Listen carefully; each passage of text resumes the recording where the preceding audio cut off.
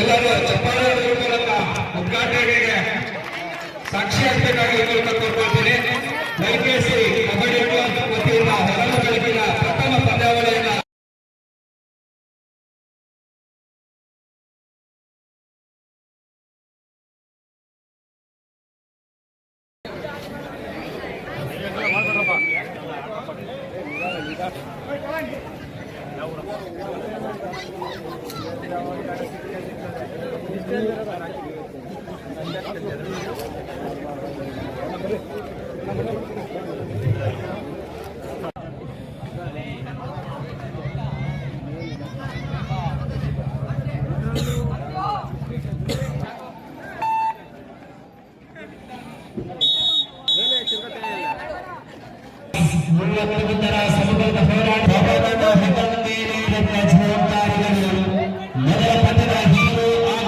ಇವತ್ತು ತೂಗೇರಿಯಲ್ಲಿ ಹಿರಿಯರು, ಈ ಗ್ರಾಮದ ಹಿರಿಯರು, ಹೋಬಳಿಯ ಹಿರಿಯರು, ಜಾಲಪ್ಪ ಸಾಹೇಬರು ಮತ್ತು ನರಸಿಂಹಸ್ವಾಮಿಗಳ ಸಹಪಾಠಿಗಳು ನಾರಾಯಣಪ್ಪ ಅವರ ನಾರಾಯಣಪ್ಪರವರ 70ನೇ ಹುಟ್ಟುಹಬ್ಬದ ಪ್ರಯುಕ್ತ ಅವರ ಸುಪುತ್ರರಾಗಿರುವಂಥ ಕೃಷ್ಣಮೂರ್ತಿ ಕಿಟ್ಟಿ ಅವರು ಇವತ್ತು ಕಾರ್ಯಕ್ರಮವನ್ನು ಹಮ್ಮಿಕೊಂಡಿದ್ದರು.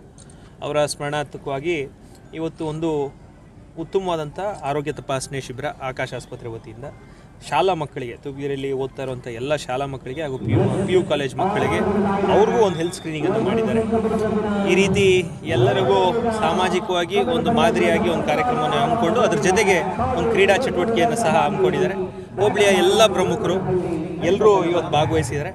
ಅವ್ರ ಜೊತೆ ನಾನು ಬಂದು ಕಾರ್ಯಕ್ರಮದಲ್ಲಿ ನಾರಾಯಣಪ್ಪ ಅವರ ಒಂದು ಸ್ಮರಣಾರ್ಥಕವಾಗಿ ಎಲ್ಲರೂ ಮಾತಾಡಿ ಅವರನ್ನು ನೆನೆಸ್ಕೊಂಡು ಅವರ ಸಮಾಜ ಸೇವೆ ಹಾಗೂ ಅವ್ರ ಮನೆಯಲ್ಲಿ ಯಾವ ರೀತಿ ಸದಾಕಾಲ ಬಂದವರಿಗೆ ಅನ್ನದಾಸೋಹವನ್ನು ನಡೆಸ್ಕೊಂಡು ಹೋಗ್ತಿದ್ರು ಅದೇ ಕಿಟ್ಟಣ್ಣವರು ಮುಂದುವರಿಸಲಿ ಅಂತ ಹೇಳಿ ಶುಭ ಹಾರೈಸಿ ಈ ಕಾರ್ಯಕ್ರಮದಲ್ಲಿ ಭಾಗವಹಿಸಿದ್ದಾರೆ. ಸರ್, 5ನೇ ತಾರೀಕು ಡೊಬ್ಲಾಪುರ ಬಂದು ನೀಡಿದ್ದಾರೆ ನೇಕಾರರ ಸಂಘದಿಂದ. ನೇಕಾರ ಹೋರಾಟ ಸಮಿತಿ ವತಿಯಿಂದ ಅವರು ಬಂದ್ ಘೋಷಣೆ ಮಾಡಿರುವಂಥದ್ದು.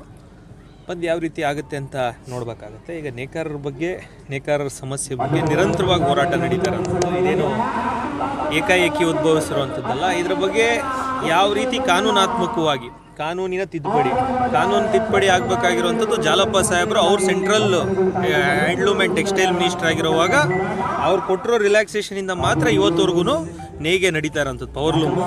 ಈ ವಿದ್ಯುತ್ ಮಗ್ಗ ನಡಿಬೇಕು ಅಂದರೆ ಮತ್ತೆ ಅಮೆಂಡ್ಮೆಂಟ್ ಆಗಬೇಕಾಗಿರುತ್ತೆ. ಯಾವ ರೀತಿ ಹ್ಯಾಂಡ್ಲೂಮ್ ಪ್ರಿಸರ್ವೇಷನ್ ತಂದ್ವಿ ಅದೇ ರೀತಿಯಲ್ಲಿ ಪವರ್ಲೂಮನ್ನು ಉಳಿಸ್ಬೇಕಾಗಿರುವಂಥ ಬಿಕ್ಕಟ್ಟು ಇದೆ. ಅದನ್ನು ಉಳಿಸೋವಂಥದ್ದು ನಾವೇನಿದ್ರು ಸರ್ಕಾರಗಳ ಮಟ್ಟದಲ್ಲಿ ಮಾಡಬೇಕಾಗುತ್ತೆ. ಬಂದಿನ ಮೂಲಕ ಯಾರಿಗೂ ತೊಂದರೆ ಆಗದೆ ಶಾಂತಿಯುತವಾಗಿ ನಡೆದ್ರೆ ಒಳ್ಳೆಯದು. ಸರ್, ನೇಕಾರ ಸಮಸ್ಯೆ ಬಗ್ಗೆ ವಿಧಾನಸಭೆಯಲ್ಲಿ ಮಾತಾಡ್ತೀರಂತ ಅಂದ್ಕೊಂಡಿದ್ದಂತೆ ನೇಕಾರರು ನೀವು ಮಾತಾಡಿಲ್ಲ, ಅದು ಸ್ವಲ್ಪ ಬೇಸರ. ಆಲ್ರೆಡಿ 2 ಪ್ರಶ್ನೆಗಳು ಹಾಕಿರೋಂಥದ್ದು, 2 ಪ್ರಶ್ನೆಗಳ ಬಗ್ಗೆ ಮಾಹಿತಿಯನ್ನು ಕೊಡ್ತೀವಿ. ಮಾತಾಡಲಿಕ್ಕೆ ಈ ಬಾರಿ ಉತ್ತರ ಕರ್ನಾಟಕದ ಸಮಸ್ಯೆಗಳು ತಗೊಂಡಿದ್ದರಿಂದ ಅದರಲ್ಲೂ ಒಂದಿನ ನಮ್ಮ ಸಮಸ್ಯೆ ಬಂದ್ರೂ ಸಹ ಶಿವಾನಂದ ಪಾಟೀಲ್ ಅವ್ರು ಇರಲಿಲ್ಲ. ಮಾತಾಡಬೇಕು ಅಂದರೆ ಸಂಬಂಧಪಟ್ಟ ಇಲಾಖಾ ಮಂತ್ರಿಗಳು ಇರಬೇಕು. ಅಭಯ್ ಪಾಟೀಲ್ ಅವರ ಪ್ರಶ್ನೆ ಮಂಗಳವಾರ ಸೆಷನ್ ಶುರುವಾಗಿದ್ದು ಯಾವ ದಿನ ನೋಡಿಕೊಡ್ರಿ, ಸೋಮವಾರ ಅಲ್ಲ ಮಂಗಳವಾರ, ನಾನು ಅಭಯ್ ಪಾಟೀಲ್ ಅವರು ಮತ್ತು ಸಿದ್ದು ಸವದಿ ಮೂವರು ಸೇರಿ ಒಂದು ಕೊಟ್ಟಾಗ ಶಿವಾನಂದ ಪಾಟೀಲ್ ಅವರು ಸದನಕ್ಕೆ ಬರಲಿಲ್ಲ. ಸದನಕ್ಕೆ ಬರದೇ ಇರೋ ಕಾರಣ ಸಭಾಧ್ಯಕ್ಷ ಆ ವಿಡಿಯೋ ಕ್ಲಿಪ್ಪನ್ನು ಕಳಿಸ್ತೀನಿ, ಶಿವಾನಂದ ಪಾಟೀಲ್ ಅವರು ಇಲ್ಲ, ಅವ್ರು ಬಂದಾಗ ಯಾವತ್ತಾದ್ರು ಮಾಡಿಸ್ತೀನಿ ಅಂದಿದ್ದು, ಅದಾದಮೇಲೆ ತಗೊಳ್ಳೇ ಇಲ್ಲ. ಈ ರೀತಿ ಸದನದಲ್ಲಿ ನಾವು ಏಕಾಏಕಿ ಎದ್ದು ನಿಂತ್ಕೊಂಡು ಏನೋ ಮಾತಾಡೋಕ್ಕಾಗಲ್ಲ. ಹಾಗಾಗಿ ನಿಯಮಾನುಸಾರ ಪ್ರಕಾರ ಗಮನ ಸೆಳೆಯೋ ಸೂಚನೆ ಹಾಕಿದ್ದೀವಿ.